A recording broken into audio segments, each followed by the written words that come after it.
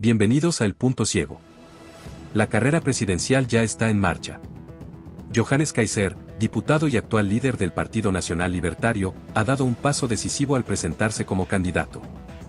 En esta entrevista, entrega una visión estructurada y personal sobre lo que lo motiva, su concepto del poder, su diagnóstico del Estado, y su propuesta para enfrentar al narcotráfico, la inmigración ilegal y la crisis institucional. Hoy veremos una parte de esta entrevista. Y al terminar, haremos un análisis completo. Vamos con la entrevista. Otra cosa, usted dice que muchas demandas hay que reducir la grasa del Estado, muchos funcionarios, mucha burocracia. Usted el otro día en CNN habló de 300.000 funcionarios que había que sacar del aparato estatal. Estos 300.000 son, ¿de qué área? ¿Son profesores? ¿Son médicos? Yo creo que no. ¿Son secretarios? Yo creo que en esencia van a ser en esencia de la administración. Probablemente hayan sido contratados en la administración. Tomemos, por ejemplo, la Seremía de Salud de la 9ª región. ¿Por qué tiene 7 periodistas en un Seremía de Salud? Con uno basta. Yo no sé, si me pregunta a mí, no tengo idea. Yo tampoco lo sé. ¿Cómo puede ser? Aquí estaba viendo lo mencionaba. O sea, yo lo que sé es que hay gente que necesita trabajo. Bueno, pero a ver, ¿cómo puede ser que en la 5ª región haya ¿qué? 12.000 funcionarios fantasmas? Fantasmas, que ni siquiera sabemos si existen. De los que no marcan ni firman. No, nada. Es decir, ¿qué está pasando? Puede ser que tengamos gente que fue inventada por políticos o por otros funcionarios para cobrar su sueldo. ¿Puede ser que eso exista? ¿Qué es lo que está sucediendo? Entonces, de estos 500.000 que han sumado la administración pública en los últimos 12 años, que es 500.000 de personas, recordemos que Napoleón invadió Rusia con 500.000 de hombres, ¿ya? 500.000 de personas extra en 12 años en el Estado de Chile. ¿Cuántos de esos son reales? Y no ha mejorado el doble, ¿Cuánto hemos crecido como nación? La calidad de los servicios ¿cuántos de esos funcionarios son reales? Mira, si tú calculas, a ver, son entonces 500.000 de funcionarios públicos a 2,5 millones de pesos mensuales. ¿Ya? 2,5 millones son entonces más o menos 1.250 millones de dólares, 1.250 millones de dólares de costo mensual. Son 14.000 millones de dólares al año. Son 5 puntos del PIB. Mira, y lo único, hay que terminar, que lo único que sé es que aunque hayan miles de funcionarios, si usted se le pierde la cédula de identidad, tiene para 2 meses más, por favor. Pero por favor. Ya hace 10 años atrás usted recibió la cuestión el mismo día. En 2 días, exactamente. Yo no sé por qué no tienen las mismas máquinas que cuando se te pierde la tarjeta del banco, no sé qué tan difícil es, qué tan complejo. Yo sé que hay un chip y todo, pero ¿cómo se van a demorar 2 meses? Dos cosas, lo mismo que con el pasaporte chileno. O sea, ¿qué onda? A ver, aquí empezamos con el tema de la alianza público-privada, y yo soy libertario. Pero aquí la cantidad de servicios que se han contratado con empresas de amigotes que no son capaces de hacer ni siquiera la pega es indescriptible. Se contrata la más mala. En la práctica, la que mejor te paga. La que mejor te paga. ¿Ah? Tremendo. Oye, Johannes, en esa misma línea, hay una propuesta de usted, muy interesante también, en la línea libertaria, que es reducir significativamente o fusionar ministerios. Se ha hablado en las redes sociales que hemos conocido su propuesta, de 26 que tenemos con el último Ministerio de Seguridad, a 10. 9, creo. 9 o 10. Es una cosa. Pero todavía está. Pero que es calificable claramente como una verdadera revolución de. Y a nuestro modo de ver, por lo menos positiva. Tremendo. Tremendo de la forma de administrar el Estado. ¿Cree usted que va a tener oposición de. No solamente de la eventual, si usted sale presente, de la eventual oposición, que sería hoy en día la centro-izquierda y la izquierda extrema, sino que además de Chile Vamos? ¿Y cómo usted manejaría esa fuerte oposición? Porque está claramente que reducir de 26 ministerios a 10, que es muy deseable, va a tener una tremendísima oposición de toda esta grasa estatal que estamos tratando de reducir. Bueno, no sé si de Chile vamos a tener una oposición de tal nivel. Es difícilmente explicable a lo que les queda de electorado. ¿De acuerdo? Creo incluso que parlamentarios de otros partidos, incluso más hacia la izquierda, entienden a estas alturas que es insostenible el sistema como está en este momento. No, aquí los grandes adversarios de una reforma de ese tipo va a ser la ANEF, el Partido Comunista. ¿Y esa es la pregunta, ¿cómo lo va a manejar? Hay que tener cuidado con los libertarios, porque sabes que cuando tú dices, no, es que vamos a paralizar el Estado, no es que los libertarios tengamos demasiado amor porque funciona el Estado. No, pero aparte de eso, les vamos a aplicar la ley. Ya. Y aplicar la ley significa a rajatabla. Y si paralizan, como lo hizo Margaret Thatcher, como lo hizo Ronald Reagan, si quieren paralizar el país durante un año, perfecto, pero van a asumir todos, van a tener que asumir la responsabilidad ante tribunales. Todos los participantes. Y van a terminar todos despedidos. Es decir, usted le va a dar las órdenes a su ministro para hacer lo que hoy en día no se hace, por ejemplo. En primer lugar tienes que pasar efectivamente para reducir los ministerios, tienes que hacerlo por ley. ¿Estamos de acuerdo? En una primera instancia vamos a tener multiministros, si así de varios, que van a encabezar el sector. Lo puede hacer así, ¿no? Sí. Yo puedo nombrar a un ministro, o el ministro de los 26 ministerios. Correcto. No es el punto. Sí. Pero cuando tengamos que transformar esto en una transformación permanente, efectivamente tenemos que pasar por el Congreso, y una vez que si tenemos la mayoría parlamentaria, tenemos con eso también la mayoría del país, de la soberanía delegada detrás de nosotros. Y lo que vamos a hacer va a ser imponer la voluntad del pueblo chileno. que haberse articulado atrás del Congreso. Johannes, hablamos de las personas incompetentes, ¿cierto? De estos que trabajan y no trabajan. No sabemos de dónde se obtiene gente competente para hacer del Estado de Chile más eficiente. Son el sector profesional, son los mismos políticos, que son los aliados, de dónde se consiguen, de RN, la UDI. ¿Qué es lo que le hace falta al Estado? ¿Qué clase de profesional? Menos. Si tú quieres aumentar la eficiencia del Estado, ¿ya? Para serte bien honesto, en general, en la medida en que hace menos el Estado, es más eficiente el sistema. Yo no puedo dedicarme simplemente a tratar de introducir criterios de eficiencia en un sistema que por naturaleza es alérgico a los criterios de eficiencia. Entonces, el Estado, la única manera de hacerlo más eficiente es reducir su tamaño, porque entre otras cosas también hay que entender un punto. Es como Zapatero quiere vender Berlín. El Estado termina siendo tan grande que se termina estando en su propio camino. O sea, es tan mórbido, tan obeso de regulación y todo tipo de cosas, que incluso cuando quiere hacer algo es bloqueado por otras partes del propio Estado. Un Estado elefantiásico como el que tenemos en este momento, lo que hace es paralizarse. Cuesta y no aporta nada. Entonces, para tener presente eso, que incluso para la gente de izquierda, que quiere tener un Estado interventor y todas las cuestiones, no puedes hacerlo con un Estado gigante, porque termina siendo inviable. En esa misma línea, hay una propuesta de usted de las llamadas cooperativas en materia de salud y educación, que la hemos encontrado bastante interesante, que precisamente va en la dirección de reducir el poder del Estado y el tamaño del Estado. Pero ¿cómo le podría Johannes Kaiser explicar a una audiencia, porque la audiencia simpatizante suya, los militantes del partido comprenden más o menos la dinámica que se vivió en esa Argentina de Alberdi, que tenía la salud privatizada a través de cooperativas y que funcionó perfecto hasta que llegó el peronismo? Pero a un chileno que la izquierda va a llegar y va a demonizar esa propuesta que la encontramos buena. ¿Y qué es lo que va a decir? Quieren privatizar la salud. Los chilenos se van a quedar, van a tener que pagar por salud. Eso es lo que cómo lo están atacando esta propuesta suya. ¿Cómo le explica usted, en términos simples, a un chileno que quizás encuentre interesante, pero que no está todavía del todo convencido de esta propuesta? En simple. En primer lugar, esta es una propuesta anarcosindicalista. Mire, anarco-sindicalista. Mire, anarco-sindicalista. Bueno. El anarcosindicalista eran los socios de los estalinistas en la Guerra Civil Española. Ya. Y la idea viene de la economía de guerra anarcosindicalista. Los anarcosindicalistas efectivamente le quitaron la propiedad a los dueños de los medios de producción, pero se los entregaron a cooperativas. E interesantemente, es el único lugar donde se mantienen ciertos criterios de eficiencia. Que funcionó. Y funcionó. Y de hecho, en Cataluña, este sistema se utiliza para la educación. ¿Qué es lo que combina esto?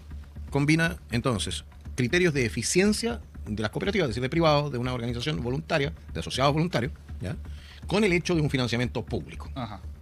Lo que pasa es que no pasa por el SLEP, no pasa por el ministerio, la plata. O sea, claro, el ministerio, por el ministerio sí, pero pasa a través de lo que sería una chequera electrónica. ¿Y qué pasa con todo el elemento administrativo intermedio? Desaparece. Esto es como pura rendición de gasto. Exactamente. Yo le pago al colegio público, o sea, yo licito un colegio, o se lo entrego a sus profesores. A los profesores. Sí, o a los doctores y a los docentes. Exactamente. En la práctica le estoy entregando.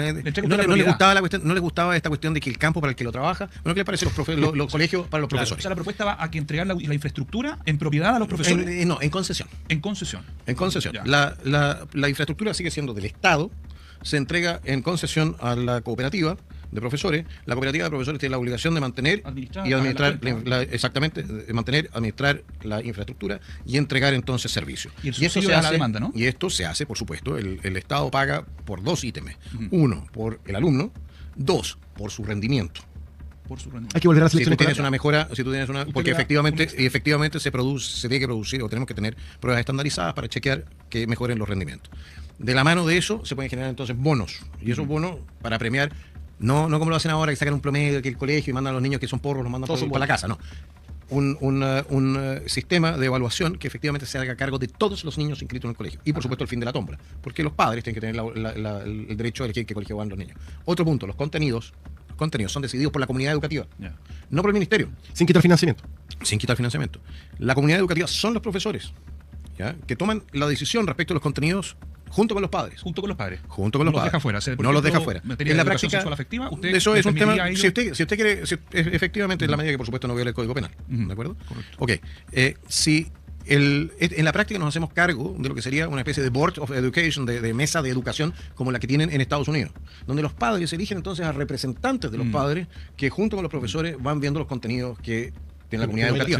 Mucha influencia. Que es educación pública. Lo que estamos haciendo, o lo que estamos proponiendo, es transformar la educación estatal en educación pública de cooperativas. O sea, y con eso sacar la administración. Ningún chileno pobre quedaría sin educación. Usted descarta que ningún chileno de escasos recursos se quedaría sin educación o salud. Y los que quedarían, los colegios, los establecimientos que sí quedarían todavía bajo tutela del Estado, serían, por ejemplo, los colegios unipersonales, donde hay un solo profesor o dos profesores en localidades muy pequeñas, donde efectivamente tú tienes que generar de todas maneras hay un respaldo. Johannes, no puede faltar en cada una de las entrevistas que te hacen. Nosotros no queremos pasar por alto el tema de lo que está pasando aquí en Chile. ¿Cómo se combate el narcotráfico? En primer lugar, el narcotráfico tú lo combates combatiendo la demanda. ¿Ok? No nos equivoquemos. Mientras exista demanda va a existir oferta. Y eso significa que nos tenemos que hacer cargo de la crisis de salud mental y de otro tipo que significa el consumo masivo de droga en nuestro país. Tremendo. En la medida en que no exista una conciencia de eso, estamos de todas maneras liquidados. Nuestro control sobre el resto es control de frontera. El resto son campañas publicitarias de propaganda contra la droga bien orientadas. ¿Ya? El resto es eliminar entonces el beneficio económico que significa el narcotráfico. ¿Cómo se hace? Bueno, a través de un funcionamiento correcto de las instituciones. Sí, es eso. No me digan a mí que tú puedes lavar un par de puntos del PIB al año en este país de plata del narco y nadie se da cuenta. Tremendo. 11.000 millones de dólares hablaba su hermano Axel. 4 o 5 puntos. ¿Cómo puede estar sucediendo? ¿Cómo nadie se da cuenta? Digamos? No, porque para más remate no se olviden de lo siguiente. La izquierda siempre habla del levantamiento del secreto bancario. Pero cuando usted está hablando de 5 puntos PIB son 12.000 millones de dólares. ¿Ustedes creen que eso pasa por las cuentas RUT? ¿Por las cuentas corrientes de alguien? Lógico que no. Eso no pasa por la cuenta corriente de alguien. Eso pasa por. Eso de todas maneras lo ve la UAF. Eso de todas maneras lo ve el impuesto interno. ¿Por qué? ¿Sabes qué es lo interesante? Al narco no le interesa esconder su plata. Al narco le interesa legalizarla. Claro. Le interesa legalizar su plata para poder meterla al circuito económico. Eso es lo que le interesa al narco. No le interesa esconderla. No la va a tener en su cuenta corriente escondida para después hacer una transacción escondida. ¿Por qué? Porque quiere comprar propiedad, porque quiere regularizar. No la va a esconder en el patio. ¿Me explico? Entonces, ¿cuál es la labor de impuestos internos? ¿Cuál es la labor de la unidad de análisis financiero? Es identificar los flujos que no tienen efectivamente una fuente legal.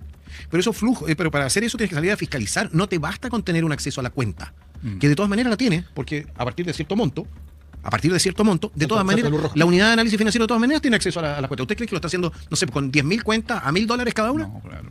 Quiero profundizar en un punto muy, muy llamativo. Es una locura lo que hablan, pura tontera. Quiero profundizar en un punto bien llamativo que no habíamos escuchado y es bastante interesante, porque generalmente Johannes Kaiser como candidato se asocia más a un combate al narcotráfico mediante la acción, la represión y la persecución. Pero acabamos de escuchar que tiene una preocupación por la demanda, es decir, por el consumo. Y eso generalmente no se lo hemos escuchado a los otros candidatos y es tremendamente verdadero. Es decir, tenemos un 30% de acuerdo al Senda. Casi un 30% de población que tiene algún tipo de consumo, ya sea recreacional o problemático. Recreacional que no está, digamos, 100% adicto y problemático que sí lo está. Y por lo tanto, imaginamos que un gobierno suyo sería una especie de mix entre una abordaje para que baje la demanda y un ataque al narcotráfico. Evidentemente. Si no vas a hacerte cargo de las dos fuentes de problemas, entonces no lo hagas. No te sirve. Tú tienes que hacerte cargo desde el punto de vista de lo que es la educación, de lo que es la sanidad. De la primera infancia. ¿Ya? Tienes que hacerte cargo de esta crisis, que es una crisis que por lo demás también nos explica en gran medida la crisis de salud mental que tenemos. ¿Usted cree que es casualidad que tengamos un 30% de personas consumiendo droga y un 30% de personas con problemas mentales? A mí me gusta que yo soy director del centro de rehabilitación, así que créeme que es verdaderamente necesario. Sí. Para terminar, ¿por qué la gente debería votar por Johannes Kaiser? ¿Por qué la gente debería votar por Johannes Kaiser? Porque creo que soy la mejor alternativa en este momento en la oferta y en la papeleta política. Por eso. Porque lo que yo digo se hace. Y a menos, por supuesto, que haya razones de fuerza mayor. Pero lo que yo digo lo trato de hacer siempre. Siempre trato de cumplir mi palabra. Y bueno, y eso es algo de lo cual no pueden ufanarse mis contrincantes. Punto 1, no se baja. Segundo punto, cuando sea presidente, ¿va a volver acá? Mira, si soy presidente, no voy a volver acá. Se nos va a hacer difícil. Van a tener que ir a hacer una entrevista ya. Nos vemos en la moneda entonces. Nos vemos en la moneda. Muchas gracias. Kaiser no entra al debate presidencial como un rostro nuevo, sino como un político que ha decidido ir más allá de los partidos tradicionales y que ha construido una propuesta sobre la base de su propia historia de vida y un diagnóstico claro del Estado chileno.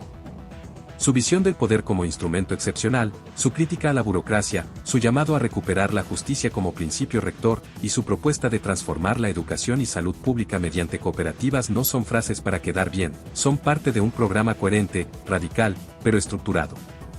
Kaiser también deja en claro que no busca agradar a todos.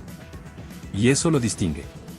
En un clima político donde reina la tibieza y el cálculo electoral, su apuesta por hablar de fondo, desde la salud mental hasta la reforma del Poder Judicial, lo posiciona como una figura disruptiva, incómoda, pero necesaria. La pregunta no es si va a incomodar al sistema. Eso ya lo hace. La pregunta es si Chile está dispuesto a escuchar lo que otros han decidido callar. ¿Estamos frente a un candidato realmente preparado para liderar un cambio profundo en Chile, o ante una propuesta que el sistema va a bloquear antes de que llegue a concretarse? Déjame tu opinión en los comentarios. Y si quieres seguir recibiendo contenido político serio, con análisis profundo y sin concesiones, suscríbete al canal, activa la campanita, y comparte este video. Esto fue El Punto Ciego. Hasta la próxima.